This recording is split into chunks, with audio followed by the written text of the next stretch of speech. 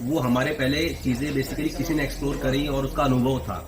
ठीक है, तो जो हमारे पूर्वजों का अनुभव है, जो हमारे शास्त्रों में लिखा हुआ है, या फिर जो हमारे इतिहासकारों ने जो भी कुछ लिखा है, हमारे माता पिता ने जो सिखाया, वो ऐसा नहीं कि पूर्णतः गलत चीज है या फिर कुछ उसका उद्देश्य गुलाम बनाना ही है। ठीक है, तो हमें उसको देखना चाहिए विवेकपूर्ण तरीके से, तर्क लगाना चाहिए, और जो चीज धारण करने लायक है वो धारण भी करना चाहिए, और जो चीजें त्याग करने लायक है उनका त्याग भी करना चाहिए। तो ऐसा नहीं है कि हम अपनी ही सुनेंगे और अपनी ही करेंगे और हम उनके विरोध नहीं है। जो भी कुछ हमको शिक्षक ने सिखाया, जो भी कुछ माता पिता ने सिखाया, पूर्वजों ने सिखाया, शास्त्रों ने सिखाया, जो सही है वो एक्सेप्ट करना चाहिए। हाँ, है ना, क्योंकि समय बदलता रहता है, समय की डिमांड होती है, और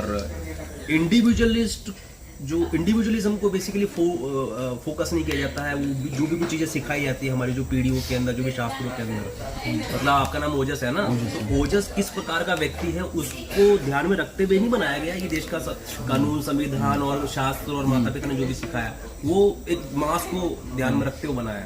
तो ओजस ना सिर्फ एक इंसान है, लेकिन वो समाज का एक हिस्सा भी है ना। तो ओजस को वो भी देखना पड़ेगा, और ओजस को अंतर्मुखी भी होना पड़ेगा, और देखना पड़ेगा कि मेरे अंदर की जो प्रकृति वो क्या बोल रही है ना। तो इन दोनों को सुनकर बेसिकली तालमेल बिठाना वही कहलाता है विवेक। जिसके अंदर वो विवेक जाग जाता है और वो उसके अंदर आनंदित हो जाता है, वही विवेकानंद होता है। ठीक है, विवेकानंद बनने के लिए ऐसा नहीं है कि समझिए ना, आपको सेक्स त्यागना पड़ेगा 12 साल तक।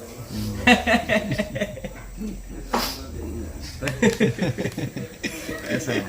तो जो प्रकृति कह रही है और जो पूरा समाज कह रहा है, जो इतिहास कह रहा है, उसके बीच में तालमेल बिठा लेना, ये है विवेक। ये परिभाषा अभी क्लिक करी मुझे।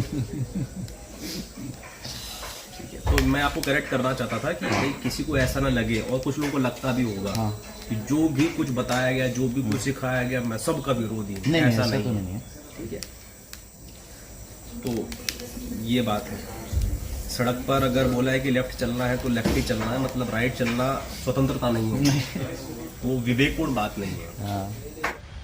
डिटेलिंग इस तरह से रहती है कि आपने बताया हुआ है, मैंने वीडियोस भी देखा है, आपके ई बुक्स भी मैंने डाउनलोड किए हैं, उसमें पढ़ा, पर मुझे लगा थोड़ा और डिटेलिंग में अगर हो जाता, स्टार्टिंग फ्रॉम द बेस कैसे हो रहा है, और स्टेप बाइज प्रोसीजर कैसे फर्स्ट स्टेप सेकंड स्टेप लिया जाए। सब न्यूरोप्लास्टिसिटी ई बुक पढ़ी है आपने? हाँ जी सर। उसके अंदर न्यूरो